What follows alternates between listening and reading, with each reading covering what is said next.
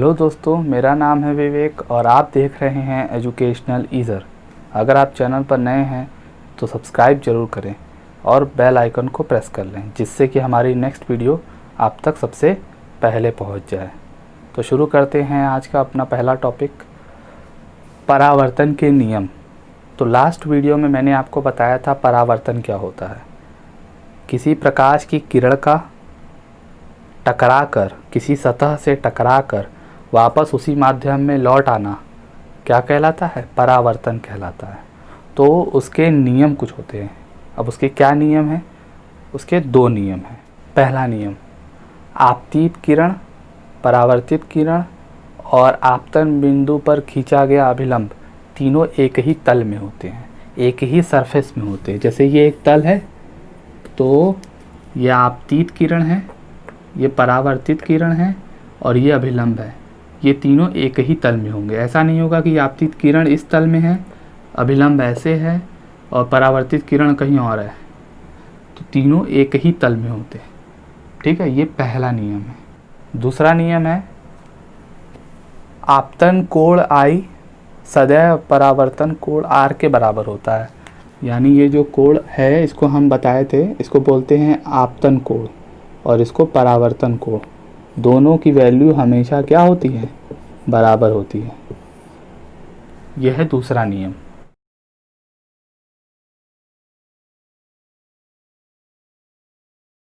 Next है प्रकाश की उत्क्रमणीयता। उत्क्रमणीयता मतलब होता है रिवर्सिबल, वापसी या उल्टा बोल सकते हो। ठीक है, तो जैसा कि मैंने आपको बताया था कल कि आपतित किरण होती है, ये परावर्तित किरण होती है। ऐसे किरण आ रही है, ये सतह जो है पॉलिशदार है, चिकनी है, और फिर ये यहाँ से टकराने के बाद क्या हो रही है? परावर्तित हो जा रही है।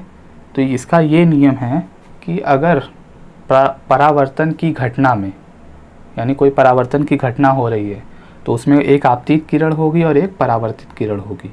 तो अगर परावर्तित किरण को हम आपतित किरण मान लें, क्या मान लें? आपतित किरण, तो आपतित किरण परावर्तित किरण की तरह व्यवहार करेगा। मतलब अगर हम, ये परावर्तन की क्रिया हुई जिसमें ये आपतित किरण है, ये परावर्तित किरण है। अगर हम इसको आपतित किरण मान लें, या यूँ कहें कि ये किरण जो है टकरा के वापस आ रही है इसी रास्ते पर, तो इसी रास्ते पर वापस आ रही है, तो इसको हम आपतित किरण बोल सकते हैं, क्योंकि आ रही है, टकराएगी, तो ये आपतित किरण हम इसको बोल सकते हैं। तो आपतित किरण अगर हम इसको बोलेंगे तो हम, या ये कह सकते हो कि हम अगर इसे आपतित किरण बोलेंगे तो ये जो किरण है ये परावर्तित किरण की तरह व्यवहार करेगा। इसी को, प्रकाश के इसी गुण को प्रकाश की उत्क्रमणीयता कहते हैं। यानी प्रकाश जो है, आप यहाँ पे देख सकते हो, इस तरीके से प्रकाश गया था, लेकिन दर्पण पर टकराने के बाद उसी रास्ते से वापस आ गया। उसी रास्ते से वापस आ गया तो अब ये आपतित किरण की तरह काम कर रहा है। तो आपतित किरण की तरह काम कर रहा है और वापस परावर्तित हो रहा है उसी रास्ते पर जिधर पहले आपतित था, और कोण भी बदल गया। पहले आपतित किरण इधर थी तो कोण I इधर था, इसे आपतन कोण बोलते हैं, और परावर्तित किरण इधर थी तो इसीलिए परावर्तक कोण इधर था। लेकिन अब आपतित किरण इधर हो गई तो आपतित कोण इधर है, परावर्तित किरण इधर हो गई तो परावर्तन कोण इधर है। तो इसी को हम प्रकाश की उत्क्रमणीयता कहते हैं। नेक्स्ट टॉपिक है प्रतिबिंब। प्रतिबिंब क्या होता है? किसी वस्तु से चलने वाली प्रकाश की किरणें, किसी वस्तु से चलने वाली प्रकाश की किरणें अपवर्तन या परावर्तन के बाद जिस बिंदु पर मिलती हैं या जिस बिंदु पर मिलती हुई प्रतीत होती हैं, उसी को हम प्रतिबिंब कहते हैं। उस बिंदु पर बने इमेज को प्रतिबिंब यानी इमेज। ठीक है, यानी कोई वस्तु है तो इस वस्तु से जो चलने वाली प्रकाश किरण है, यानी इसका इमेज बनेगा। अब इसका इमेज कैसा बनेगा? वो परावर्तन या अपवर्तन, अपवर्तन अभी तक मैंने बताया नहीं है, वो आगे आप लोग पढ़ोगे। परावर्तन के बाद, परावर्तन मैंने आपको बताया था, तो परावर्तन के बाद या अपवर्तन के बाद जिस बिंदु पर मिलता है या जिस बिंदु पर मिलता हुआ प्रतीत होता है, तो वहाँ पर जो प्रकाश की या इमेज होगा उसी को हम प्रतिबिंब कहते हैं। ये दो प्रकार की होती है। पहला है वास्तविक प्रतिबिंब। वास्तविक प्रतिबिंब क्या होता है? यानी किसी वस्तु प्रकाश से चलने वाली किरणें, यानी किसी वस्तु से प्रकाश की चलने वाली जो किरण होती है, अपवर्तन या परावर्तन के पश्चात जिस बिंदु पर मिलती हैं, ठीक है, वहाँ पर वास्तव में मिलती हैं। मतलब आपको मैंने प्रतिबिंब के परिभाषा में बताया कि जिस बिंदु पर मिलती हैं या मिलती हुई प्रतीत होती हैं, तो जिस बिंदु पर वास्तव में मिलती हैं उसी को हम बोलते हैं वास्तविक प्रतिबिंब। जैसे कि इसका उदाहरण है, सिनेमा हॉल का जो पर्दा होता है वो एक प्रोजेक्टर से इमेज चलती है, तो प्रोजेक्टर एक वस्तु है, उससे प्रकाश की किरण चल रही है और क्या हो रहा है, एक पर्दे पर उसका इमेज बन रहा है। तो आपतन या परावर्तन के पश्चात क्या हो रही हैं, एक बिंदु पर वास्तव में मिलती हैं। और इसका एक पहचान है कि जो वास्तविक प्रतिबिंब होता है, रियल इमेज जो होता है, वो पर्दे पर क्या किया जा सकता है, प्रोजेक्ट किया जा सकता है। नेक्स्ट है आभासी प्रतिबिंब।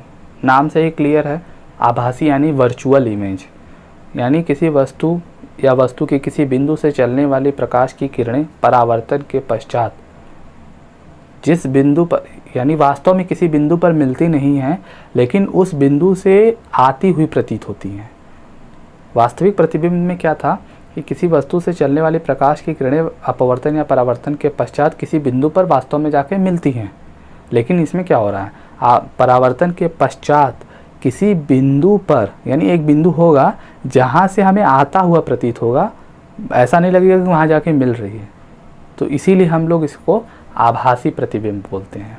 उदाहरण के तौर पर जैसे ठंडे प्रदेशों में ऐसा होता है कि किसी कहीं दूर की जो तैरती हुई जहाज़ है, वो जहाज़ आसमान में उल्टी लटकी हुई दिखाई देती है, यानी बहुत दूर दूर की जो धरातल की चीज़ें हैं वो आसमान में, यानी उसका इमेज आपको ऊपर दिखाई देता है, बट एक्चुअल में वो होता है नहीं उस, यानी उसका इमेज एक्चुअल में भी आसमान में नहीं बनता है। जैसे कि आपका सिनेमा के पर्दे पर एक्चुअल में इमेज बन रहा था या पर्दे पर कोई चीज़ प्रोजेक्ट हो रहा था, एक्चुअल में वो होता नहीं है, बट ऐसा प्रतीत होता है, तो इसीलिए हम लोग उसे आभासी प्रतिबिंब कहते हैं। तो ओवरऑल ये है कि वास्तविक प्रतिबिंब में वस्तु से चलने वाले प्रकाश की किरणें किसी बिंदु पर वास्तव में मिलती हैं, लेकिन आभासी प्रतिबिंब क्या होता है, वस्तु से चलने वाले प्रकाश की किरणें परावर्तन के पश्चात किसी बिंदु पर मिलती नहीं है, बल्कि वहाँ से आती हुई प्रतीत होती हैं, और ये एक आभासी प्रतिबिंब कहलाता है। नेक्स्ट टॉपिक है हमारा दर्पण।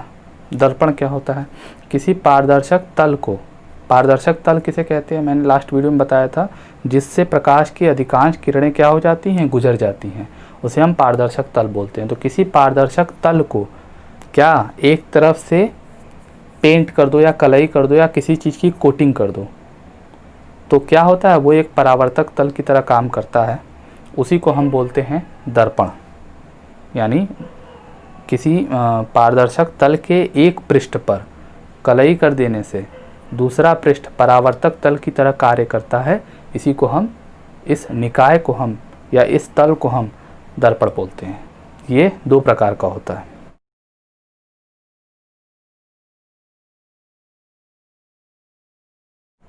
पहला है समतल दर्पण।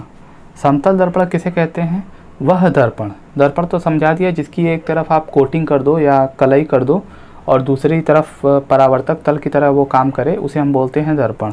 तो ऐसा दर्पण जिसका परावर्तक तल क्या हो, बिल्कुल समतल हो, जिसका परावर्तक तल कैसा हो, बिल्कुल समतल हो, उसी को हम समतल दर्पण बोलते हैं।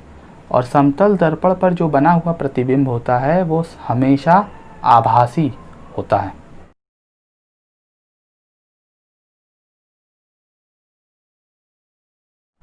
नेक्स्ट है गोलीय दर्पण।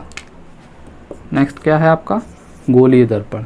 गोलीय दर्पण नाम से क्लियर है, किसी खोखले गोले को ले लें, किसी खोखले गोले को लेकर उसको काट दें, तो काटने पर एक हमको पीस मिलेगा, तो इसमें हम क्या करेंगे, एक तरफ कलई कर देंगे और एक तरफ परावर्तक पृष्ठ की तरह काम करेगा, तो हम उसे क्या बोलेंगे, गोलीय दर्पण बोलेंगे। यानी वह दर्पण जो किसी खोखले गोले को काट कर बनाया गया हो, उसे क्या बोलेंगे, गोलीय दर्पण बोलेंगे। ये दो तरह का होता है, अवतल दर्पण होता है, उत्तल दर्पण होता है। तो अगर गोलीय पृष्ठ है, तो गोलीय पृष्ठ है तो हो सकता है आप उसके उभरे हुए भाग को क्या करो, कलर कर दो, हो सकता है उसके धसे हुए भाग को आप कलर करो। तो इसीलिए दो तरह के आपके दर्पण होते हैं। पहला है अवतल दर्पण। अवतल दर्पण में क्या होता है, उभरे हुए भाग को आप क्या करते हो, कलई कर देते हो, और धसा हुआ भाग परावर्तक तल की तरह काम करता है। जबकि उत्तल दर्पण में ऐसा होता है कि जो उभरा हुआ भाग है वो परावर्तक तल की तरह काम कर रहा है और धंसा हुआ भाग जो है वो आपका कलई किया हुआ है। तो आप समझ गए होंगे ये। नेक्स्ट टॉपिक है पार्श्व उत्क्रमण। पार्श्व उत्क्रमण क्या होता है? जब हम किसी समतल दर्पण के सामने खड़े होते हैं तो हमारा प्रतिबिंब उसमें बनता है, लेकिन जो हमारा बायां हाथ होगा वो दर्पण में जो इमेज दिख रही है उसका दायां हाथ होगा, इस तरीके से, है ना। तो इससे क्या हुआ, हमारा जो प्रतिबिंब दर्पण में बना उस दर्पण का जो क्या है पार्श्व वो उल्टा हो गया। ठीक है, हमारा बायां हाथ उसके उस दर्पण में बना प्रतिबिंब का क्या है, दायां हाथ है। तो आपको इससे क्या पता चला कि ये जो है पार्श्व उत्क्रमण कहलाएगा। आज की वीडियो हमारी यहीं तक थी। अगर वीडियो समझ में आया हो तो लाइक ज़रूर करिए और अपने दोस्तों से शेयर करिए। सब्सक्राइबर्स बढ़ नहीं रहे हैं, आप लोग शेयर नहीं कर रहे हो शायद इसलिए, तो ज़रूर शेयर करो। अगर यहाँ तक वीडियो देखा है तो ज़रूर समझ में आई होगी सारी बात। शेयर करिए। हम लोग मिलेंगे नेक्स्ट वीडियो में, तब तक के लिए बाय बाय।